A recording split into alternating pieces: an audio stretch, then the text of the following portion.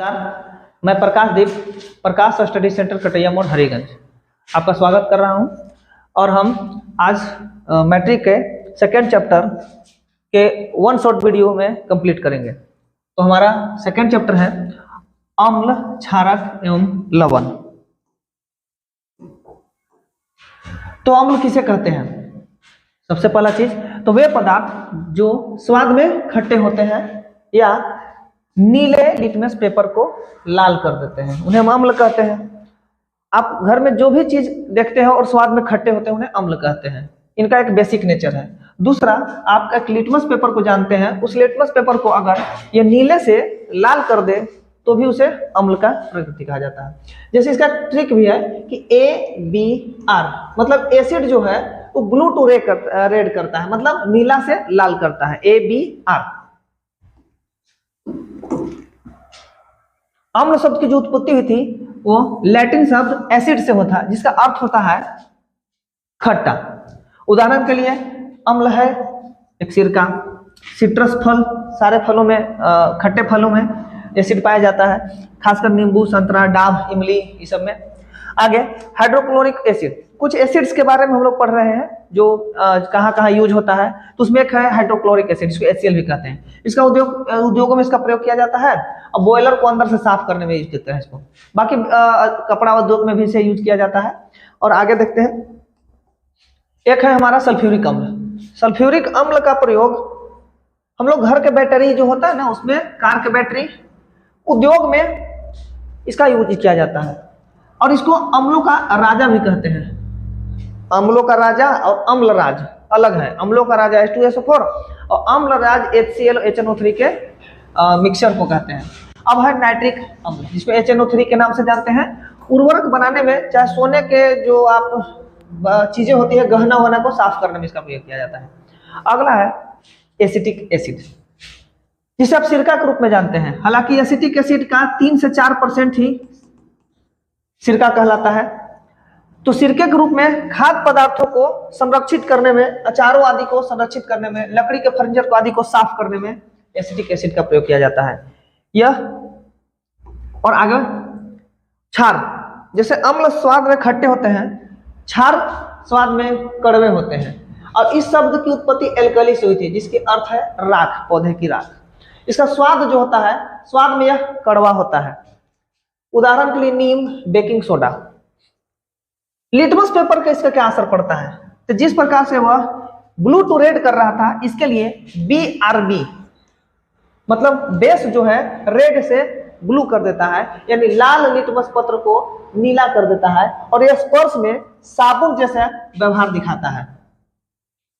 इसकी विलायक क्षमता, क्षार की विलायक क्षमता अम्लों से निम्न होती है। ये जलीय विलयन में घुल करके OH- देते हैं। अगर अम्ल को जलीय विलयन में घोले तो वह H+ रिलीज करता है और क्षार OH- रिलीज करता है। क्षार किसे कहते हैं? तो जल में घुलनशील क्षारक को क्षार कहते हैं।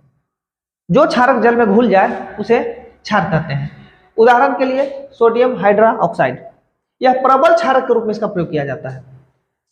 अम्ल प्रबल होते हैं, क्षार भी प्रबल होते हैं। पोटेशियम हाइड्रोक्साइड, यह भी एक प्रकार का प्रबल क्षार के रूप में इसका यूज किया जाता है। अमोनियम हाइड्रोक्साइड खाद्य या उर्वरक बनाने में इसका प्रयोग किया जाता है।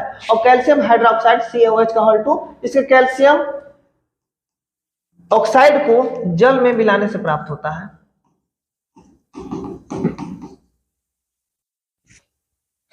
अम्लों का जो प्रकार होता है वो एक प्रबल अम्ल और दुर्बल अम्ल के रूप में किया जाता है। प्रबल अम्ल उसे कहते हैं जो जल में पूरी तरह से वियोजित हो जाए और आसानी से H+ रिलीज करे, वे प्रबल अम्ल कहलाएंगे। दुर्बल अम्ल वो कहलाएंगे जो जल में धीरे धीरे वियोजित होंगे या नहीं होंगे, या H+ जो है वो धीरे धीरे रिलीज करेंगे, तो दुर्बल अम्ल कहलाएंगे। प्रबल अम्ल आपको ज्यादा सिंथेसिस मिलते हैं और दुर्बल अम्ल आपके खाने पीने की चीजों में होती है। टमाटर में ऑक्जेलिक, सेब में मौलिक, टार्ट्रिक इमली में एसिटिक एसिड, इस प्रकार के अनेक अम्ल हैं जो दुर्बल अम्ल होते हैं। दूध में लैक्टिक। प्रबल अम्ल का उपयोग ज्यादातर उद्योगों में किया जाता है। उसका एग्जाम्पल है HCl, H2SO4 और HNO3। दुर्बल अम्ल का एग्जाम्पल है आपका लैक्टिक अम्ल, CH3COO जिसको एसिटिक एसिड भी कहते हैं, इमली का टार्ट्रिक एसिड हो गया, टमाटर का ऑक्जेलिक एसिड हो गया, etc। एक है सांद्र अम्ल और एक तो है तनु अम्ल। सांद्र अम्ल का मतलब होता है कि जिस विलय में अम्ल की मात्रा ज्यादा होगी वो सांद्र अम्ल कहलाएंगे, और जिस विलयन में अम्ल की मात्रा कम होगी वो तनु अम्ल कहलाएगा। जिसमें अम्ल अधिक मात्रा में होते हैं जबकि जल कम मात्रा में होता है सांद्र अम्ल कहलाते हैं, और तनु अम्ल जिसमें अम्ल अल्प मात्रा में होते हैं जबकि जल अधिक मात्रा में होती है। जो अम्लों के प्रकार होते हैं या अम्लों के भौतिक गुण होते हैं वे स्वाद में खट्टे, जल में विलेय होते हैं। अम्ल नीले लिटमस पेपर को लाल कर देते हैं। अम्लों की प्रकृति कैसी होती है? संक्षारक होती है। आप चम्मच वगैरह अचार में छोड़ देते हैं तो चम्मच में जंग लग जाना, इस संक्षारक प्रवृत्ति के होते हैं। और कंपेयर करें अगर क्षारकों से तो ये ज्यादा संक्षारक प्रवृत्ति के होते हैं। इनकी क्रिया से कपड़ा, लकड़ी, कागज, त्वचा आदि नष्ट हो जाते हैं। हालांकि ये प्रबल अम्ल ज्यादा इस पे नुकसान करते हैं, दुर्बल अम्लों की इतना क्षमता थोड़ी कम होती है। आगे बढ़ते हैं। अम्लों के रासायनिक गुण, जिस तरह से उसके भौतिक गुण थे उसी प्रकार से कुछ रासायनिक गुण होंगे।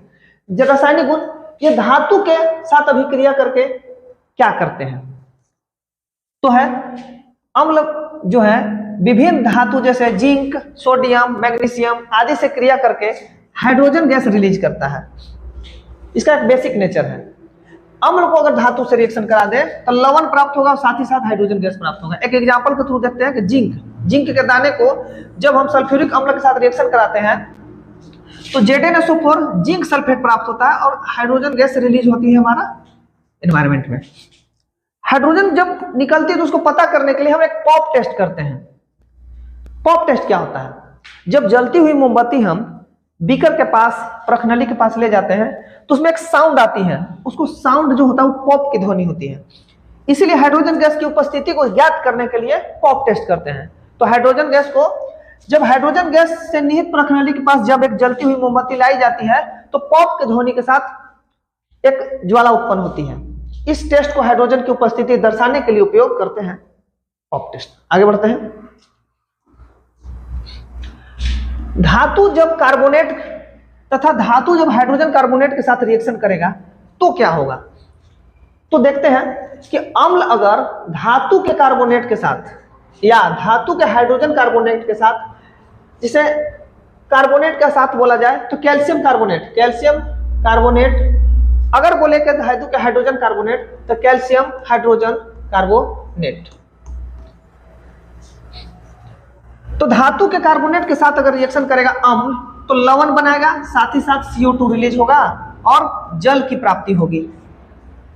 उसी प्रकार अगर धातु के हाइड्रोजन कार्बोनेट के साथ अगर अम्ल की रिएक्शन कराएं तो हमें लवण तो प्राप्त होंगे, साथ ही साथ कार्बन डाइऑक्साइड और जल भी प्राप्त होगा। एक एग्जांपल दोनों में देखते हैं। तो कैल्शियम कार्बोनेट को हम हाइड्रोक्लोरिक एसिड से रिएक्शन कराते हैं तो कैल्शियम क्लोराइड प्राप्त होता है, साथ ही साथ हमें जल की प्राप्ति होती है H2O, और साथ ही साथ हमें CO2 प्राप्त होती है। हाइड्रोजन कार्बोनेट के साथ अगर रिएक्शन कराते हैं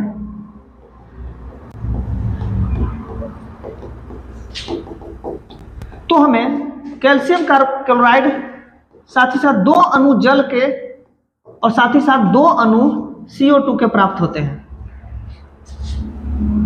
तो हम कह सकते हैं कि धातु के हाइड्रोजन कार्बोनेट का और अम्ल का रिएक्शन कराने पर लवण, कार्बन डाइऑक्साइड और जल की प्राप्ति होती है। आगे बढ़ते हैं।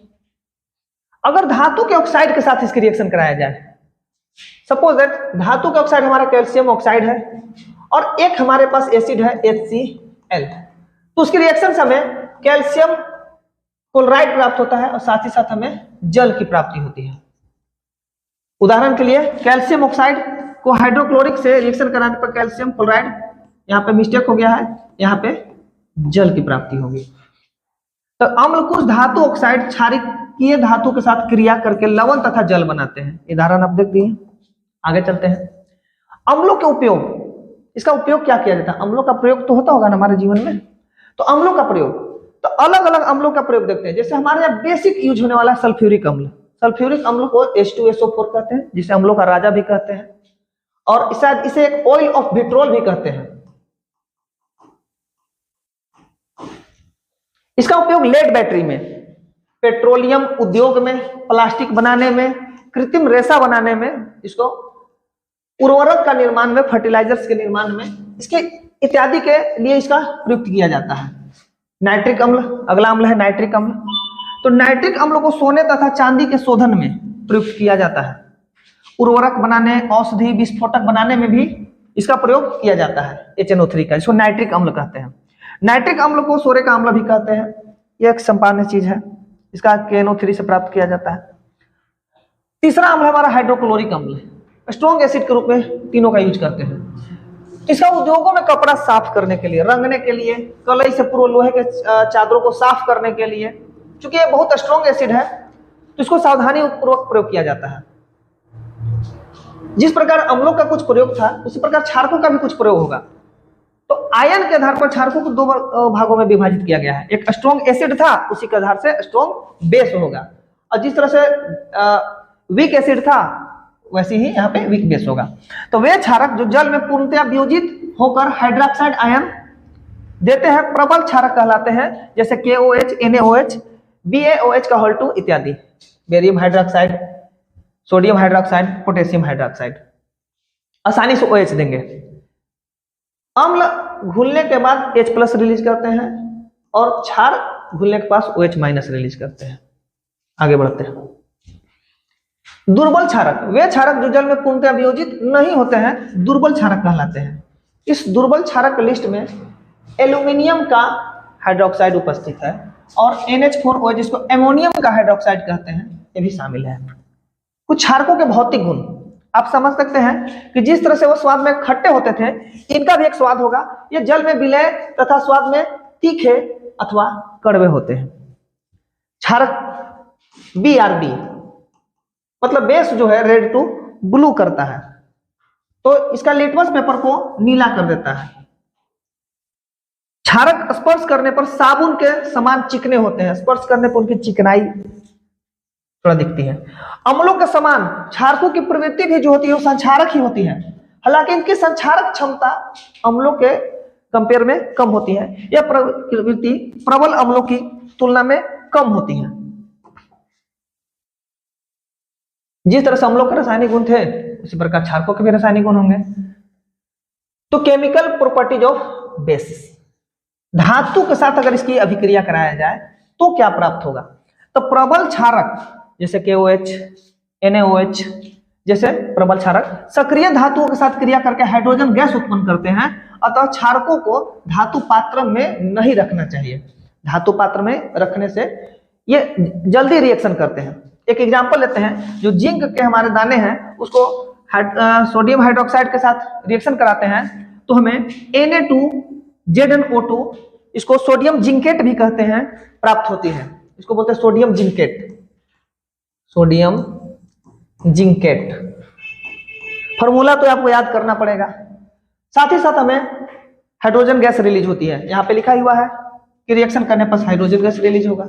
अगला है एल्यूमिनियम को हम सोडियम हाइड्रोक्साइड से रिएक्शन कराते हैं, तो हमारे पास 2NaAlO2 जो कि एक्वेटिक फॉर्म में रिलीज होगा, और हमें हाइड्रोजन के 3 अणु प्राप्त होंगे। इसको सोडियम मेटा एल्यूमिनेट भी कहते हैं, या सोडियम एल्यूमिनेट भी कहते हैं। इस फॉर्मूले को 2NaAlO2 को सोडियम मेटा एल्यूमिनेट कहें, चाहे सोडियम एल्यूमिनेट कहें। नेक्स्ट, हाँ, सोडियम मेटा एल्यूमिनेट को सोडियम एल्यूमिनेट भी कहा जाता है, अभी पीछे बता चुके हैं आपको। अब धात्विक के साथ अधात्विक ऑक्साइड के साथ अभिक्रिया, जैसे कैल्शियम ऑक्साइड के साथ था एक अधात्विक ऑक्साइड, उसके साथ क्षारक की अभिक्रिया क्या होती है? तो क्षारक अधातु ऑक्साइड अम्लीय ऑक्साइड के साथ क्रिया करके लवण एवं जल बनाते हैं। यह अभिक्रिया अधातु के ऑक्साइडों की अम्लीय प्रकृति को सिद्ध करती है।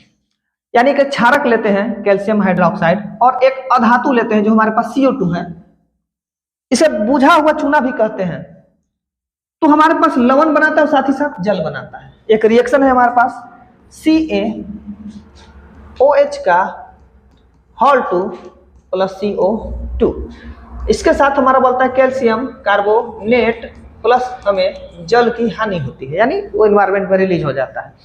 और दुख की बात यह है कि यही सूत्र हमें संगमरमर का भी प्राप्त होता है।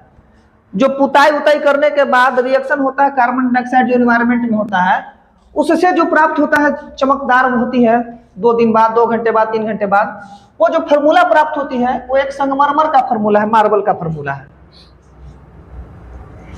तीसरा हमारे पास है क्षारक अम्लों से अभिक्रिया करके उनके प्रभाव को नष्ट कर देते हैं तथा लवण तथा जल बनाते हैं। सामान्य रूप से कहें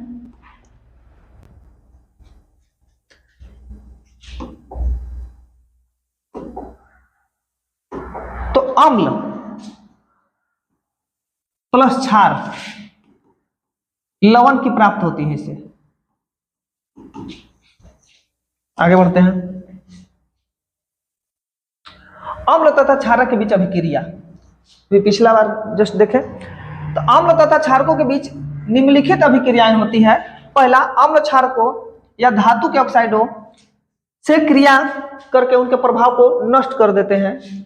आप समझ सकते हैं एक प्लस एक माइनस इस अपने आयनों को नष्ट कर लेते हैं। लवण तथा जल बनने की अभिक्रिया लवण तथा जल का निर्माण करते हैं। लवण व जल बनने की यह अभिक्रिया उदासीन अभिक्रिया कहलाती है। अगर आप कोई अम्ल ले एक क्षार ले तो हमें एक उदासीन अभिक्रिया प्राप्त होती है, न्यूट्रलाइजेशन ऑफ रिएक्शन। जैसे हम एक एसिड के रूप में हाइड्रोक्लोरिक एसिड लिए और एक बेस के रूप में सोडियम हाइड्रोक्साइड लिए, तो हमें NaCl जिसे आप कॉमन साल्ट के रूप में यूज करते हैं, हमें वो प्राप्त होती है। साथ ही साथ जल की प्राप्ति होती है H2O। मतलब अगर हम HCl का रिएक्शन अगर NaOH से करें तो हमें NaCl खाने वाला नमक और साथ ही साथ हमें जल की प्राप्ति होती है। हालांकि यह सिंथेसिस है, अभी पूरी तरह से शुद्ध नहीं है, इसे क्लियर खाया नहीं जा सकता है। अगला है प्रबल अम्ल को जल में विलय करने पर अधिक उष्मा उत्सर्जित होता है। किसी भी प्रबल अम्ल को जल में वियोजित करते हैं या मिलाते हैं तो अत्यधिक मात्रा में उष्मा निकलती है। अतः प्रबल अम्लों को तनु करने के लिए सदैव अम्ल को धीरे धीरे, मान के चलिए आपके पास एक बीकर है, इस बीकर में अगर आप एसिड होगा और आप इसमें जल ऊपर से डाल रहे हैं तो क्या होगा, अत्यधिक मात्रा में उष्मा की प्राप्ति होगी जो आपको जला सकती है। इसलिए हम क्या करते हैं, जल में हम जो जल है उसमें अम्ल को मिलाते हैं धीरे धीरे, वो भी क्योंकि जो उष्मा हो वो धीरे धीरे निकले तो उससे हमारा नुकसान कम होगा। तो जल को अम्ल में नहीं, क्योंकि यह अभिक्रिया अत्यधिक उष्माक्षेपी होता है, जल को अम्ल में नहीं मिलाना चाहिए। हम जल को अम्ल में नहीं मिलाएंगे, अम्ल को जल में मिलाएंगे, वो भी धीरे धीरे, जिस कारण अम्ल में जल मिलाने पर अम्ल छलककर बाहर गिर सकता है तथा हमें जल हानि हो सकती है। अब जब भी हमें जल में अम्ल मिलाना हो कि अम्ल में जल मिलाना हो तो आप हमेशा बोलेंगे कि जल में हम अम्ल को मिलाएंगे, वो भी धीरे धीरे। कारण समझ में आ सकता है कि उसमें हमें उष्मा अत्यधिक मिलेगी जो छलक के बाहर आ जाएगा और आपके स्किन वगैरह को, कपड़े वगैरह को जला देगी आसानी से। आगे बढ़ते हैं। अम्लों या क्षारकों के जलीय विलयन, मतलब वाटर सोल्यूशन इन एसिड्स और बेसेस। किसी अम्ल या क्षारक को जल में विलय करने के पश्चात जलीय विलयन में विद्युत का चालन होता है। जब आपका आयन टूटता है तो विद्युत का चालन होता है। विद्युत का चालन इलेक्ट्रॉन के कारण होता है और आयनों के कारण होता है।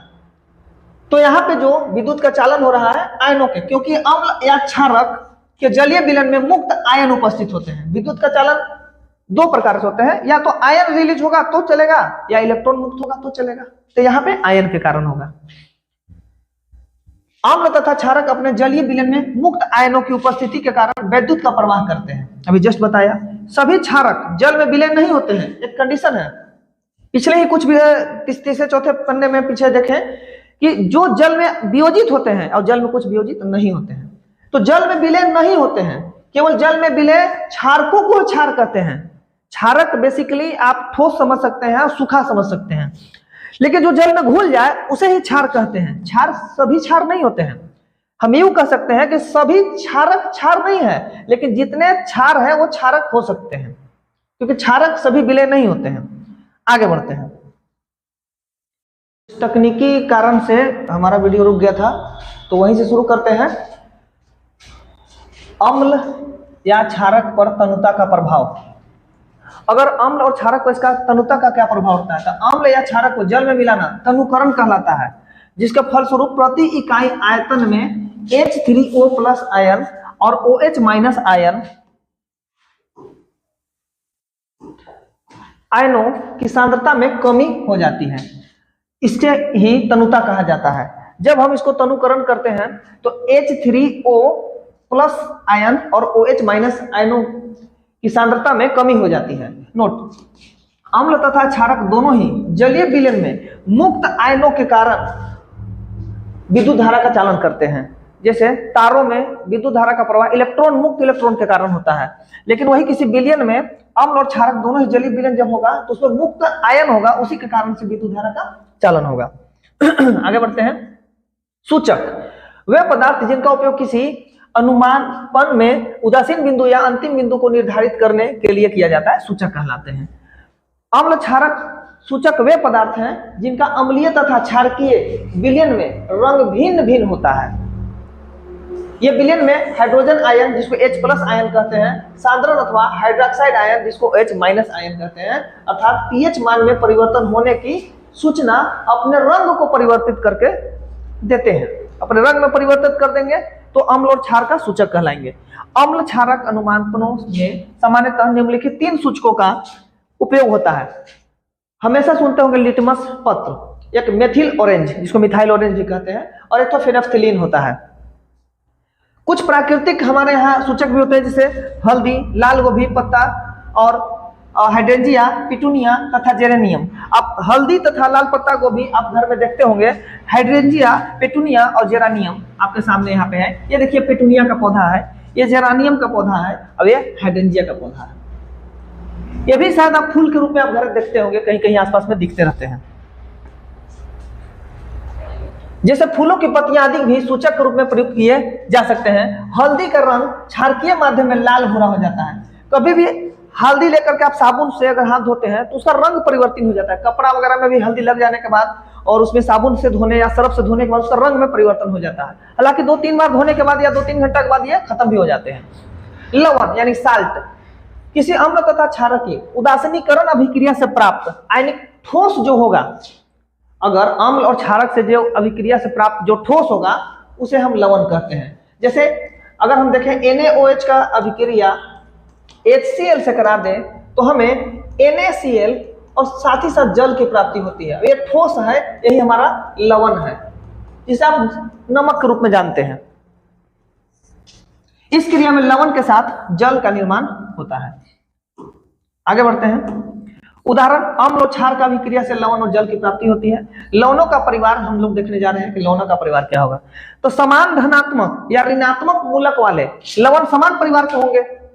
अगर समान धनात्मक या ऋणात्मक उनके पास प्रवृत्ति होगा, उनका मूलक होगा, तो समान लवण के परिवार होंगे। जैसे NaCl और Na2SO4 दोनों सोडियम परिवार के दिख रहे हैं, तो दोनों सोडियम लवण के परिवार होंगे, दोनों में सोडियम है। आगे समान रूप से NaCl और KCl दोनों में क्लोराइड है, तो दोनों क्लोराइड लवण के परिवार होंगे।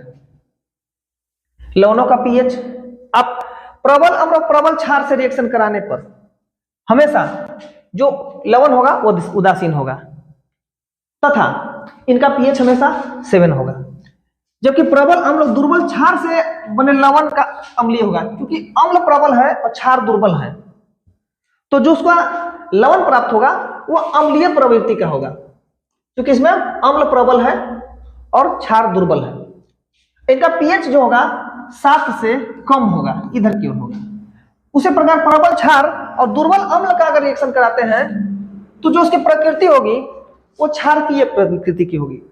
इनका pH 7 से ज्यादा होगा। pH इंडिकेटर 0 से 7 होता है, जिसको अम्ल कहते हैं। 7 पे न्यूट्रल होता है, उदासीन कहते हैं। 7 से 14 क्षारकीय होता है। साधारण नमक के रसायन। साधारण नमक हाइड्रोक्लोरिक अम्ल और सोडियम हाइड्रोक्साइड विलयन के संयोग के द्वारा बनता है। अभी जस्ट एक रिएक्शन दिखाते हैं NaCl के लिए कि जब हम HCl का रिएक्शन NaOH से कराते हैं तो हमें NaCl और साथ ही साथ में जल की प्राप्ति होती है। इसे सोडियम क्लोराइड NaCl भी कहते हैं। इसी लवण का उपयोग हम लोग भोजन में करते हैं। इसको साधारण नमक कहते हैं, टेबल साल्ट कहते हैं, कॉमन साल्ट कहते हैं या खाने वाला नमक कहते हैं। आगे बढ़ते हैं। कास्टिक सोडा, यह बड़ा फेमस चीज है। तो सोडियम क्लोराइड के जलीय विलयन में विद्युत प्रवाहित करने पर यह वियोजित होकर सोडियम हाइड्रोक्साइड उत्पन्न करता है। इस प्रक्रिया को क्लोर छाल भी कहते हैं। इस प्रक्रिया में क्लोरीन गैस एनोड पर मुक्त होती है एवं हाइड्रोजन गैस कैथोड पर उत्पन्न होती है एवं कैथोड पर सोडियम हाइड्रोक्साइड का निर्माण होता है। इस प्रक्रिया में उत्पन्न तीनों उत्पाद बहुत उपयोगी है। जब हम सोडियम क्लोराइड का जलीय विलयन के साथ रिएक्शन कराते हैं तो हमें सोडियम कास्टिक सोडा प्राप्त होता है। कास्टिक सोडा का उपयोग बहुत तरह से किया जाता है, जिनमें से है इनका साबुनों तथा अपमार्जकों के निर्माण में किया जाता है। घर का साबुन है, अपमार्जक है जिसको सर्फ ऑफ कहते हैं, उसके निर्माण में इसका प्रयोग किया जाता है। कागज, मेन स्टार लगाकर इस पे लिख लीजिए, कागज निर्माण में इस कास्टिक सोडा का बेहद उपयोग किया जाता है और विरंजकों के निर्माण में भी इसे प्रयोग किया जाता है। एक विरंजक चूर्ण का नाम सुने होंगे, ब्लीचिंग पाउडर, CaOCl2 बोलते हैं, कैल्शियम हाइपोक्लोरेट भी बोलते हैं इसको। इसका रासायनिक नाम कैल्शियम क्लोरो हाइपोक्लोराइट या क्लोराइड ऑफ लाइम अथवा क्लोरोनेट लाइम है। बड़ा नाम बड़ा गाढ़ा होता है, याद करना पड़ेगा। सामान्य नाम आप विरंजक चूर्ण देखिए, ब्लीचिंग पाउडर। नालियों के आसपास में कभी कभी चूना के जैसे या आप कह सकते हैं आटे के जैसा कभी कभी छिड़के हुए रहते हैं, यही वो विरंजक चूर्ण होता है। इसका CaOCl2 होता है, अनुभार इसका 127 होता है। इसका आप रखेंगे 40, इसका 16, क्लोरीन का 35, तो आपका आ जाएगा 127। शुष्क बुझा हुआ चूना पर क्लोरीन की क्रिया से विरंजक चूर्ण प्राप्त होता है। यानी कि बुझा चूना का सूत्र है, इस पे अगर हम क्लोरीन की रिएक्शन कराते हैं तो विरंजक चूर्ण की प्राप्ति होती है। आगे बढ़ते हैं। इसका भी उपयोग होता है विरंजक चूर्ण का। इसका उपयोग कपड़े, कागज, जूट, लकड़ी आदि के रंग उड़ाने, इसको रंग उड़ाने वाला पदार्थ भी कहते हैं। विरंजक चूर्ण को रंग उड़ाने वाला पदार्थ भी कहते हैं, अर्थात उन्हें विरंजित करने। विरंजित का मतलब होता है रंग उड़ा देना। इसके अतिरिक्त उपयोग इसका भी है जीवाणुनाशक रूप में। घर में कभी भी जहां पे जीवाणु की संख्या बढ़ जाती है वहां पे इसका प्रयोग किया जाता है। जल के शुद्धिकरण में, आप शहरों में अगर रहते हो तो देखेंगे पानी में थोड़ा थोड़ा टेस्ट अजीब टाइप का आता है, वो इसी के कारण से होता है। जो टैप नल वाला सप्लाई सरकार के द्वारा दी जाती है उसमें इसका बहुत ज्यादा मात्रा होती है। ऑक्सीकारक के रूप में तथा चीनी को सफेद करने में। अब जो सफेद चीनी खाते हैं घर में, जिसको आप जहर के रूप में भी जान सकते हैं, वो चीनी नहीं, एक प्रकार का सुक्रोज है जो ग्लूकोज और फ्रुक्टोज से बनता है, और वो चीनी को साफ करने में भी इसका उपयोग किया जाता है। हालांकि उसमें सल्फर से भी यूज किया जाता है, सल्फर से भी साफ करने, सल्फाइड शुगर भी और सल्फरलेस शुगर भी आते हैं, हालांकि वो कॉस्टली होते हैं, लेकिन चीनी नुकसान ही करेंगे। उसके अलावा क्लोरोफॉर्म के निर्माण में भी अल्कोहल या एसीटोन के साथ जल की उपस्थिति में क्रिया के द्वारा। अगर आपके घर ऊन है, ऊन को सिकोड़ने से बचाना है तो भी विरंजक चूर्ण का उपयोग किया जाता है। आगे बढ़ते हैं। बेकिंग सोडा या खाने वाला सोडा, इसका सूत्र होता है NaHCO3, सोडियम हाइड्रोजन कार्बोनेट। इसे सोडियम बाइकार्बोनेट या सोडियम हाइड्रोजन कार्बोनेट भी कहते हैं, खाने वाला सोडा। इसका नाम खाने के सोडा घर में यूज किया जाता है किसी चीज को फुलाने में। सोडियम बाइकार्बोनेट के प्रमुख उपयोग जो होता है, जब पेट की अम्लता बढ़ जाती है तो उसको प्रति अम्ल के रूप में, एंटासिड के रूप में इसे यूज करते हैं। जब पेट में खट्टी डकार आने लगे तो चुटकी भर लेकर इसे यूज करना चाहिए। हालांकि आप डॉक्टर से मिले ज्यादा बेटर रहेगा। तो अमाशय यानी पेट में अम्लीयता को दूर करने के लिए प्रति अम्ल के रूप में इसे यूज करते हैं। झाग युक्त पेय पदार्थ हो, वह गोलियां या परिवार नियोजन की गोलियों के निर्माण में भी इसका प्रयोग किया जाता है। आग बुझाने वाला जो फायर एक्सटिंग्विशर आता है, उस यंत्र में इसी का प्रयोग किया जाता है। अग्निशामक जिसे आप कहते हैं, अग्निशामक में इसका प्रयोग किया जाता है। आगे बढ़ते हैं। वायु के मध्य अवरोध उत्पन्न करती है, यानी जब हम CO2 तथा जो इसका प्रयोग करने के बाद तो वायु को अवरोध कर देगा जिससे आग बुझ जाएगी। अगला है बेकिंग पाउडर के निर्माण में। बेकिंग सोडा और बेकिंग पाउडर में डिफरेंसेस होता है। तो बेकिंग पाउडर के निर्माण में इसका प्रयोग किया जाता है। दोनों में क्लियर कर ले, बेकिंग सोडा और बेकिंग पाउडर दोनों अलग अलग चीजें हैं। अगला पॉइंट है चर्म रोगों के निदान में। आपका कभी स्किन इंफेक्शन हो जाएगा, डर्मेटोलॉजिस्ट के पास जाएंगे तो उसके जो निदान के लिए यूज करेगा, उसके यूज में भी इसका प्रयोग किया जाता है। खाने वाला सोडा का, सोडियम हाइड्रोजन कार्बोनेट को प्रयोगशाला में अभिकर्मक के रूप में भी प्रयोग करते हैं। बहुत सारा प्रयोग है जिसमें इसका प्रयोग किया जाता है। कच्चे दूध मेन एग्जाम, अगर आप दूध को लंबे समय तक संरक्षित करना चाहते हैं और आपके यहाँ दूध है जो शाम तक खट्टे हो जाते हैं, खराब हो जाते हैं, फट जाते हैं, उनकी समस्या से बचने के लिए भी इसका प्रयोग किया जाता है। कुछ मात्रा में आप उसको सोडियम हाइड्रोजन कार्बोनेट मिला दें और वो दूध जो है अब क्षारकीय माध्यम में हो गया तो अम्लीयता होने में उसे समय लगेगा।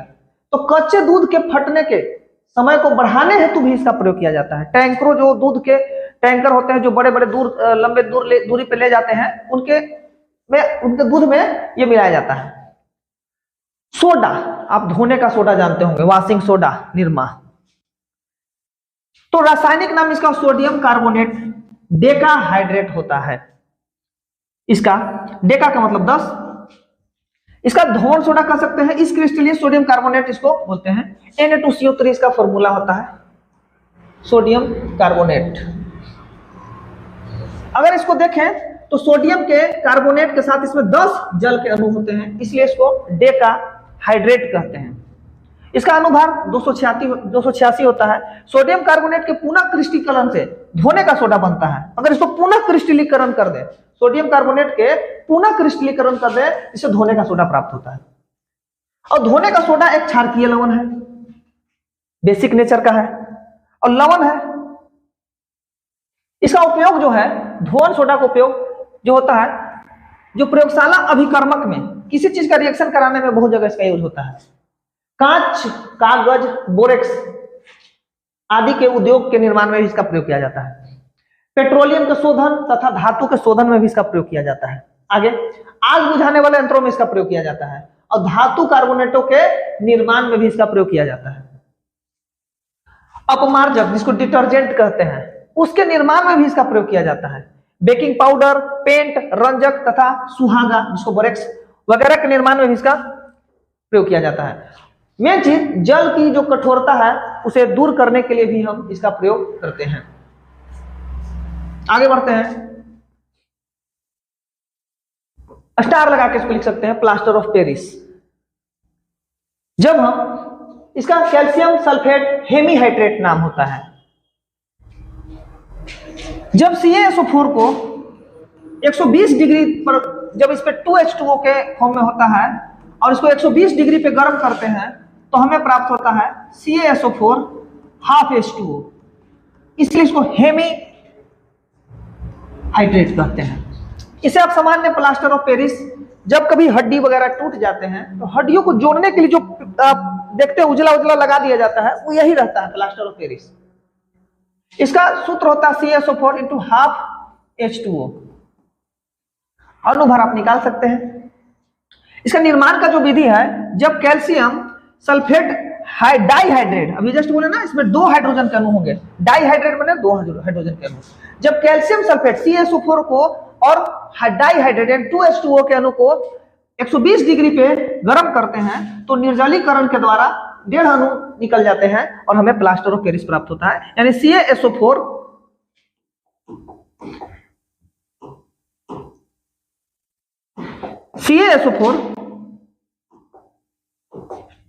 इंटू 2H2O को जब हम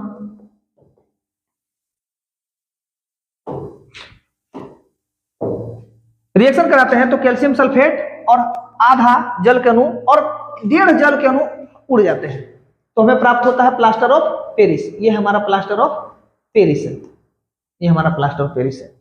आगे बढ़ते हैं। इसका उपयोग प्लास्टर ऑफ पेरिस का इस टूटी हड्डियों को जोड़ने के लिए, अभी जस्ट बोले ना अपना कि टूटी हुई हड्डी को जोड़ने के लिए प्लास्टर ऑफ पेरिस का प्रयोग करते हैं। आगे इसका उपयोग सजावटी सामान, आप बहुत से चीजों को देखेंगे जो सजावटी सामान उसमें लाइट बहुत तेज आता है, बहुत उजला व्हाइट दिखाई देते हैं, वो इसी के बना मूर्ति वगैरह बनाने में, क्योंकि जितना ये सूखेगा उतने इसमें लाइट आएंगे, तो मूर्तियां वगैरह या खिलौनों को बनाने में इसका उपयोग किया जाता है। इसका उपयोग दंत चिकित्सा, डेंटिस्ट लोग इसका यूज करते हैं, दीवारों को चिकना बनाने के लिए इसका यूज करते हैं पुट्टी वगैरह की तरह, तथा उन पर अलंकरण मतलब जो सजावटी चीजें होती है ना दीवार के ऊपर में सजावटी के लिए, उसका प्रयोग करने के लिए इसका करते हैं। इसे अग्निरोध पदार्थ के रूप में फायर से बचाने के लिए भी इसका प्रयोग किया जाता है। आगे बढ़ते हैं। जलायोजित लवण, वाटर ऑफ क्रिस्टलाइजेशन या हाइड्रेट साल्ट, जलायोजित लवण। कुछ यौगिक के क्रिस्टलन शुष्क यानी कि अनाद्र दिखाई देते हैं। आद्र का मतलब होता है भीगा हुआ, अनाद्र का मतलब शुष्क होता है, परंतु वास्तव में उनमें कुछ जल अणु संयुक्त रहते हैं। यह जल क्रिस्टलन जल कहलाता है तथा इस प्रकार के लवण जलायोजित लवण कहलाते हैं। लवण के एक सूत्र इकाई में जल के निश्चित अणुओं की संख्या को क्रिस्टलन का जल कहते हैं। यह जल लवण के जलायोजित क्रिस्टल को गर्म करने से हटाया जा सकता है। यह हमारा इस चैप्टर का आखिरी पन्ना था। मुझे उम्मीद है कि वन शॉट वीडियो में इससे बेहतर आपको नहीं मिलेगा। आप इस वीडियो को 2 बार ट्राई करेंगे। 10th क्लास को इजी बनाने के लिए इसको कम से कम 2 बार देखेंगे। हम पूरे इस चैप्टर को मात्र कुछ ही देर में खत्म कर दिए। मुझे उम्मीद है कि आप इसे और बेहतर से पढ़ेंगे। प्रश्न उत्तर का जो सेशन है वो अलग से करा दिया जाएगा, क्योंकि ये झारखंड का सिलेबस के अकॉर्डिंग है, तो प्रश्न उत्तर भी झारखंड के सिलेबस के अकॉर्डिंग ही रहेगा। आप इस वीडियो को फिर से कह रहे हैं 2 से 3 बार कम से कम देखेंगे, और जितना ज्यादा प्रैक्टिस करेंगे, जितना ज्यादा लिखेंगे, आपका फ्यूचर उतना ही बेहतर हो रहा है। मान के चले कि अगर हम आपसे पूछे कि 2 + 2 कितना होता है, तो एक बच्चा से लेकर के आप भी बता देंगे कि 4 होता है। तो हम कहेंगे उस बच्चे और आप में क्या अंतर है? कुछ नहीं। अंतर आप इससे स्पष्ट कर सकते हैं कि आपको मैट्रिक में रहते हुए मैट्रिक से ज्यादा पढ़ना होगा। यानी अब 10वीं में तो है, अब एक बच्चा 10वीं में 10वीं के सिलेबस के अकॉर्डिंग पढ़ रहा है, और आप यहां सिलेबस से ज्यादा पढ़ रहे हैं, तो आप समझ सकते हैं कि उस बच्चे से आपकी मानसिक स्थिति ज्यादा सही होगी। आने वाला समय में आप ज्यादा बेहतर करेंगे, जल्दी नौकरी की उम्मीद होगी। हम बस यह कहना चाहते हैं कि जो पढ़े उसे ज्यादा कम से कम पढ़ें, क्योंकि सब जितना पढ़ रहा है उतना तो पढ़ ही रहा है। आप अब लाखों की करोड़ों की भीड़ है, उस भीड़ में आपको अलग दिखना है, तो 2 + 2 ना 4 करके इससे ज्यादा आपको सीखना है। मुझे उम्मीद है इस बात को आप समझ चुके होंगे। तो हम बस इतना ही कहना चाहते हैं कि आप जितना घर पे कोशिश करेंगे, मेन वही पढ़ाई है। हम सिर्फ 10% मदद कर सकते हैं, 90% आपको मदद करना होगा। अगला चैप्टर जो हमारा है वो नेक्स्ट वीडियो में लेकर के आएंगे। तब तक के लिए आपको धन्यवाद। हम मिलते हैं